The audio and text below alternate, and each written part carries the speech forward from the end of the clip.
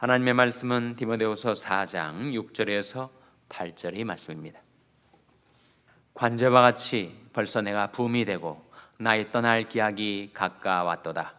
내가 선한 싸움을 싸우고 나의 달려갈 길을 마치고 믿음을 지켰으니. 다 같이 읽으시겠습니다. 이제후로는 나를 위하여 의 면류관이 예비되었으므로 주 곧 의로우신 재판장이 그날에 내게 주실 것이니 내게만 아니라 주의 나타나심을 사모하는 모든 자에게니라. 아멘. 할렐루야. 서로의 평강의 복을 기원하는 마음으로 샬롬 인사 나누시기 바랍니다. 샬롬. 샬롬. 오늘도 목요 새벽 기도에 잘 나오셨습니다. 우리가 디모데후서 4장 말씀, 디모데후서 중에서도 이제 마지막 부분에 이르게 되니 디모데후서를 기록한 바울 역시 그 인생의 마지막 시기에 도달한 자신의 심경을 피력하고 있습니다. 먼저 6절 말씀 같이 읽겠습니다. 6절 말씀 시작. 관제와 같이 벌써 내가 부음이 되고 나의 떠날 기약이 가까웠도다. 관제와 같이. 관제가 뭐죠? 관제는 제사 때 붓는 통상 포도주입니다. 포도주.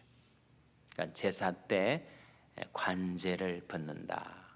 포도주를 붓는다. 포도주는 뭘 상징하겠어요? 포도주는 그 빨간 피를 상징하죠. 피가 흘려진다는 것, 인생의 종말, 인생의 죽음의 때가 가까웠다. 그런 말씀이죠. 그래서 관제와 같이 내가 벌써 부음이 되고 나의 떠날 기약이 가까웠도다. 어디를 떠나는 겁니까? 세상을 떠나는 거지. 자신의 종말이 다가왔음을 바울은 예감하였습니다. 바울이나 베드로나 주님을 가까이 섬겼던 사람들은 자신의 인생의 종말을 예감하고 살아갔던 것 같습니다. 물론 우리가 언제 주님을 만나게 될지, 개인적인 종말을 말합니다. 언제 주님을 만나게 될지, 어디서 내 인생이 맞춰지게 될지 우리는 알 수가 없죠. 그런데 정말 주님을 가깝게 모시고 섬기며 평생 살았던 주님의 종들에게는 때때로 자신의 죽음에 대한 예고를 받을 경우가 있는 것 같습니다. 바울도 역시 내가 관제와 같이 벌써 부음이 되고 나의 떠날 기약이, 내가 이제 죽을 때가 가까웠다, 그렇게 말하고 있는 거죠. 그래서 바울은 아마도 자신이 지나온 생애를 되돌아 보았을 것입니다. 나의 지나온 삶이 어떻게 살아온 것인가. 물론 시편이 말씀이지만 바울 역시 이 말씀에 공감하지 않았겠는가 충분히 추측을 해볼 수가 있습니다. 바로 시편 48편 14절 말씀이죠. 한번 찾아보시기 바랍니다. 시편 48편 14절 말씀 찾아서 같이 읽겠습니다. 시편 48편 14절 말씀은 구약성경 836면입니다. 구약성경 836면. 시편 48편 14절 말씀 찾아서 같이 읽겠습니다. 다 찾으셨죠? 시편 48편 14절 같이 읽겠습니다. 시작. 이 하나님은 영영이 우리 하나님이시니 우리를 죽을 때까지 인도하시리로다. 이 하나님은 영영이 우리 하나님이시니 우리를 언제까지? 우리를 죽을 때까지 인도하시리로다. 지금까지 우리가 예수 믿고 나서 10년, 20년, 30년, 또 여러분 중에는 정말 50년, 60년 주님을 섬기며 살아오신 분들이 계실 텐데, 지금까지 지나온 삶이 그 주님의 인도하심 가운데서 살아온 거죠. 주님은 늘 나를 불쌍히 여겨주시고 나를 늘 용납해 주시고 내가 깨닫고 돌이켜 회개하기만 하면 언제나 즉각 나의 모든 죄를 씻어주시고 도말해 주시고 그리고 용서해 주셨던 주님, 정말 인자하심으로 인대해 오신 우리들의 삶이 아닙니까?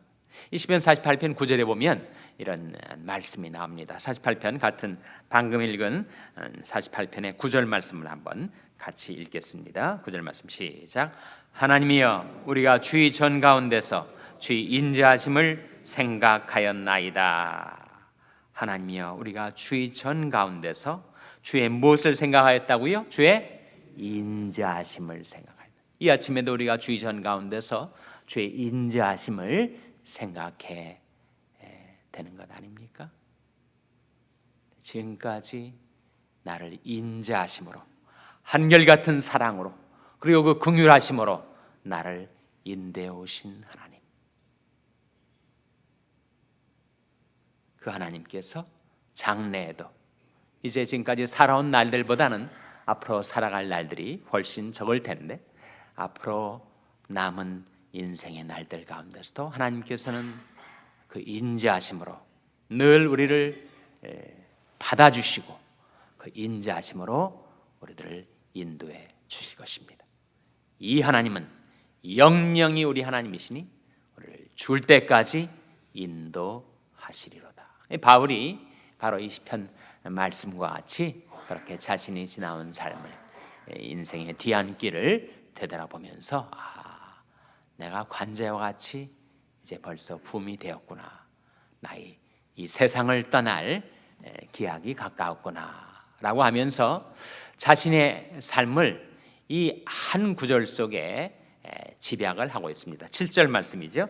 7절 말씀 한번 같이 읽겠습니다. 디모데후서 4장 7절 말씀 같이 읽습니다. 시작. 내가 선한 싸움을 싸우고 나의 달려갈 길을 마치고 믿음을 지켰으니. 세 가지 아닙니까? 첫째로 내가 선한 싸움을 싸웠다. 정말 복음을 위해서, 하나님의 영광을 위해서 내가 선한 싸움을 싸워온 것이구나. 근신하라, 깨어라, 너희들 중 마귀가 우는 사자같이 두루다니며 삼킬 자를 찾나니 너는 믿음을 굳게 하여 저를 대적하라. 이는 세상에 있는 너희 형제들도 동일한 고난을 당하는 줄 알미니라. 그런즉 너희는 하나님께 순복할지어다. 마귀를 대적하라. 그러면 너희를 피하리라. 바울은 그렇게 선한 싸움을 싸워왔음을 회상하고 있습니다. 둘째로 나의 달려갈 길을 지켰다. 달려갈 길이 뭐죠? 달려갈 길이 뭡니까? 달려갈 길은 바로 사명의 길이죠. 사도행전 20장 24절 말씀에 나의 달려갈 길과 주 예수께 받은 사명, 곧 하나님의 은혜의 복음 증거하는 일을 마치려 하면은 나의 생명을 조금도 귀한 것으로 여기지 아니하노라 했었던 바울은 정말 자신의 달려갈 길은 사명의 길, 하나님의 은혜의 복음 증거하는 길이었는데 하나님의 은혜로 내가 지금까지 나의 달려갈 길을 마쳤다. 세 번째는 무엇입니까? 믿음을 지켰으니. 아니 사도 바울 같은 위대한 믿음의 사도가 너무 이건 언더스테이트먼트, 너무 걸맞지 않는 작은 과소 평가하는 그런 말을 하는 것이 아닌가 그렇게 생각하게 될지 모르지만 정말 바울뿐만 아니라 오랜 동안 이 험악한 세상을 살아오신 분들은 내가 죽는 날 믿음 잃지 않고 마지막까지 믿음을 지킬 수 있을까? 누구도 장담할 수 없는 거 아니겠습니까? 그런 말을 듣고 맞는 말이다 싶은 이야기를 들었어요. 사람은 정말 신앙이 깊어질수록 연륜이 깊어질수록 경륜이 깊어질수록 무언가에 대해서 너무 지나치게 확신하지 않는데요. 청년들이나 정말 열혈 청년들은 자기가 말할 때도 정말 세게 말하고 너무 확신에 차서 말하고 그렇게 말하지만 아무리 확신에 차서 말한다고 그 말하는 것대로 다 되지는 않는 것이 인생이 아닙니까? 그래서 정말 인생을 생각하며 깊이 있게 살아온 사람은 그 뭔가에 대해서 자기가 너무 지나치게 확신하지 않게 된다고 하죠. 시행착오의 과정을 겪으면서 내가 지금 취하고 있는 입장이 100% 옳다고 너무 지나치게 확신할 수는 없는 것이 인생이 아닌가. 예수를 믿는 믿음도 사실 우리가 지금은 예수님을 믿고 섬기고 있지만 10년, 20년 후에 내 믿음이 어디쯤 가고 있을까? 너무 단정할 수는 없는 거예요. 그러니 바울이 지금 이 세상을 떠날 이 순간에 이르러서도 자기가 믿음을 잃지 않고 믿음을 가지고 있다는 사실에 대해서 그는 정말 감사하고 있는 거 아니겠습니까? 믿음을 지켰다. 예수 그리스도를 믿는 믿음 갖고 살아온 내가 지금 이 순간에도 믿음을 잃지 않고 살고 있구나. 그것을 실감하게 되었던 것 같습니다. 바울의 생애는 정말 주님을 사랑하고 주님을 믿는 믿음으로 살았던 생애입니다. 갈라디아서 2장 20절이 그것을 보여주고 있지 않습니까? 내가 그리스도와 함께 십자가에 못 박혔나니 그런즉 이는 내가 산 것이 아니요 오직 내 안에 그리스도께서 사신 것이라. 이제 내가 육체 가운데 사는 것은 나를 사랑하사 나를 위하여 자기 몸을 버리신 하나님의 아들을 믿는 믿음 안에서 사는 것이라. 바울은 믿음으로 사는 거라고. 자기를 사랑하셔서 자기를 위하여 목숨까지 내어주신 주님을 믿는 믿음으로 살아가느라고 말했는데 그 생애의 마지막 이 순간에 이르러서도 그는 자기 믿음을 지켰다. 그렇게 말할 수 있었던 바울은 정말 행복자가 아니겠는가. 우리도 우리 생애의 말년에 우리 생애의 종착역에 다다라서 바울이 말했던 이런 고백을 할 수가 있다면 우리는 정말 행복한 인생을 산 것이 아니겠습니까? 내가 선한 싸움을 싸우고 나의 달려갈 길을 마치고 믿음을 지켰으니. 8절 말씀 같이 읽겠습니다. 8절 말씀 시작. 이제부로는 나를 위하여 의 면류관이 예비되었으므로 주 곧 의로우신 재판장이 그날에 내게 주실 것이니 내게만 아니라 주의 나타나심을 사모하는 모든 자에게니라. 우리의 인생을 살다 보면 한 가지 정말 실감할 뿐만 아니라 도저히 부인할 수 없는 한 가지 인생의 법칙을 깨닫게 되지 않습니까? 그것이 뭐예요? 바로 심은 대로 거둔다 하는 법칙 아닙니까? 내가 젊은 날에 뭔가를 심었다면 그것을 인생의 중년 또는 장년에 이르러서 다 거두게 되죠. 피할 수가 없습니다. 우리는 심은 대로 거두게 돼요. 그러한 것처럼 우리가 시간 속에서 심은 것, 영혼 속에서 거두게 되고 이 세상 속에서 심은 것, 천국에서 거두게 되고 이 지상에서 심은 것, 천상에서 꼭 거두게 된다. 갈라디아서 6장 말씀에 스스로 속이지 말라. 하나님은 만홀히 여김을 받지 아니하시나니 사람이 무엇으로 심든지 그대로 거두리라. 자기 육체를 위하여 심은 자는 육체로부터 뭘 거둔다고요? 썩어질 것을 거두고 성령을 위하여 심는 자는 성령으로부터 무엇을 거둔다고요? 영생을 거두리라. 이 생에 살 동안에 내가 성령이 인도하심을 따라서 하나님의 영광을 위해서 심은 것이 있다면 그것은 이제 천국에 가서 우리가 다 받게 된다. 예수님께서도 재림의 약속을 하시면서 요한계시록 마지막 장 12절 말씀에 이렇게 말씀하십니다. 한번 보시기 바랍니다. 요한계시록 22장 12절 말씀 찾아서 같이 읽겠습니다. 요한계시록 22장 12절은 신약성경의 맨 마지막 장 마지막 페이지, 신약성경 422페이지, 요한계시록 22장 12절 말씀 찾아서 한번 같이 읽겠습니다. 요한계시록 22장 12절 말씀 같이 읽겠습니다. 시작.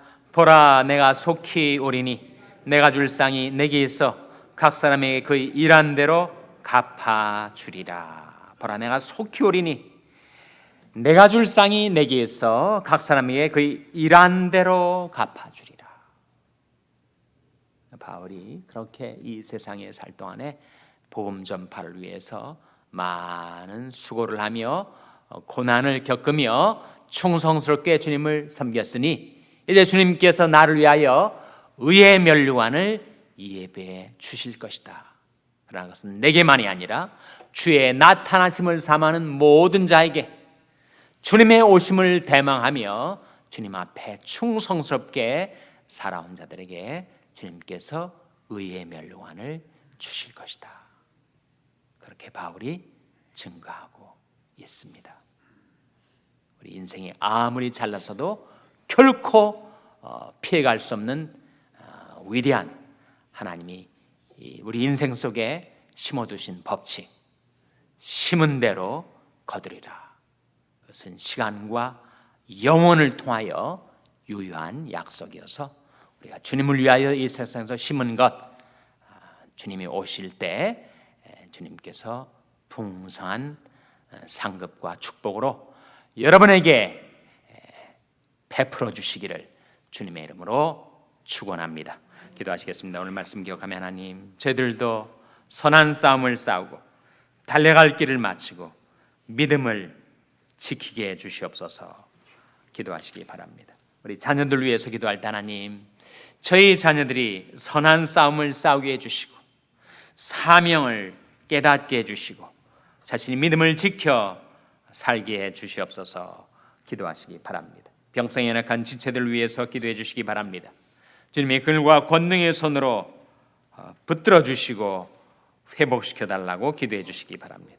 우리 샬롬교회를 위해서 기도할 때 하나님, 저희 샬롬교회가 선한 싸움을 싸우는 교회, 달려갈 길을 달려가는 교회, 믿음을 잃지 않고 주님을 따르는 교회 되게 해달라고 기도해 주시기 바랍니다. 여러분의 생업을 위해서 기도하시고 과테말라 하덕신 선교사님을 위해서 기도해 주시기 바랍니다. 교육관 건립을 위해서 기도해 주시기 바랍니다. 하나님, 이 아침에 저희들을 성령으로 충만케 해 주시옵소서. 이런 제목들 놓고 우리 합심해서 기도하겠습니다.